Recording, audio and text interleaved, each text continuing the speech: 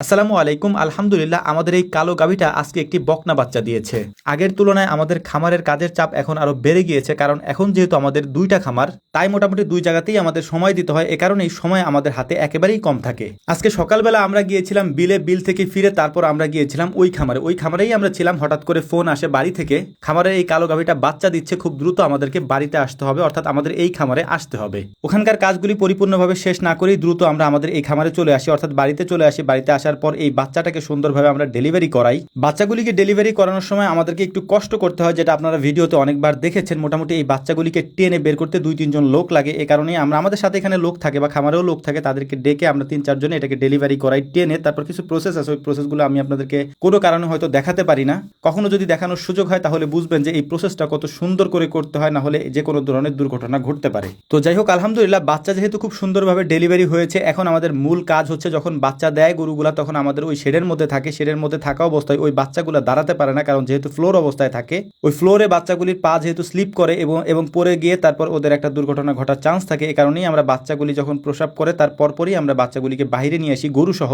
বাইরে একটা বাঁশের খুঁটি গেড়ে তারপর ওই জায়গাতে আমরা কিছু ম্যাট দিয়ে নিই, কারণ বাচ্চাটাকে সরাসরি যদি আমরা মাটিতে দেই তাহলে ওর গায়ে মাটি লেগে যাবে বা বালু লেগে যাবে, যে কারণে আমরা ব্যাটের উপরে দেই। ওর মা ওকে চেটে একেবারে সুন্দর করে পরিষ্কার করে শুকিয়ে ফেলে দেন, তারপরে আমরা এখান থেকে ম্যাটটা সরিয়ে ফেলি। ম্যাটটা সরানো হয় মূলত যখন ও দাঁড়ানো শিখে যায়, তখন মূলত আমরা এখান থেকে ম্যাটটা সরিয়ে ফেলি। যতক্ষণ পর্যন্ত দাঁড়ানো না শিখবে ততক্ষণ পর্যন্ত আমরা ম্যাটটা এভাবেই দিয়ে রাখি। এবং গাভী বাচ্চা দেওয়ার আধা ঘন্টার মধ্যেই আমরা তাকে শাল দুধ খাওয়ানোর জন্য চেষ্টা করি। এ কারণেই যদি বাছুর দাঁড়াতে না পারে, অর্থাৎ দাঁড়াতে যদি সময় লাগে, সেক্ষেত্রে আমরা দুধ আগে দহন করে তারপর একটা বোতলে ভরে নিপিল দিয়ে তারপর ওদেরকে ওই শোয়া অবস্থায় খাওয়াই দিই। কিন্তু আমাদের এই বাছুরটা একটু অন্যরকম, কারণ অন্যান্য বাছুরগুলোকে আমরা যখন শাল দুধ বোতলে ভরে খাইয়ে দিই তখন ওগুলো খেয়ে নেয়, কিন্তু এই বাছুরটাকে আমরা অনেক চেষ্টা করেছিলাম খাওয়ানোর জন্য, কিন্তু ও খেলো না। এখানে খুবই মজার এবং অদ্ভুত একটা ঘটনা ঘটেছে। সেটা হচ্ছে, স্বাভাবিকভাবে গরু যখন বাচ্চা দেয়, বাচ্চা দেওয়ার পরে গরু তেমন একটা সয় না, কিন্তু এই গরুটা বারবার এরকম শুচ্ছিল। আমরা মনে করছিলাম যে হয়তো আরেকটা বাচ্চা হবে, কারণ ওদের যে পানির থলিটা থাকে, এই পানির থলিটা আগে একটা ভেঙে যায়, পরে একটা ভাঙে। যেহেতু আমার এখানে, মানে আমি এখানে ছিলাম না, আমার অবর্তমানে এগুলো হয়েছে, আমি এসে শুধু বাছুরটাকে টেনে বের করেছি, তাই আগের যে পানিটা ভেঙেছে ওটা আমি দেখিনি। তো গরুটাকে যখন আমি শুতে দেখেছি তখন দেখলাম যে আরেকটা পানির থলি দেখা যাচ্ছে। তখন আমি ভাবছি যে হয়তো আরেকটা বাচ্চা দিতে পারে, তবে আলহামদুলিল্লাহ আর বাচ্চা দেয়নি, একটা বাচ্চাই দিয়েছে।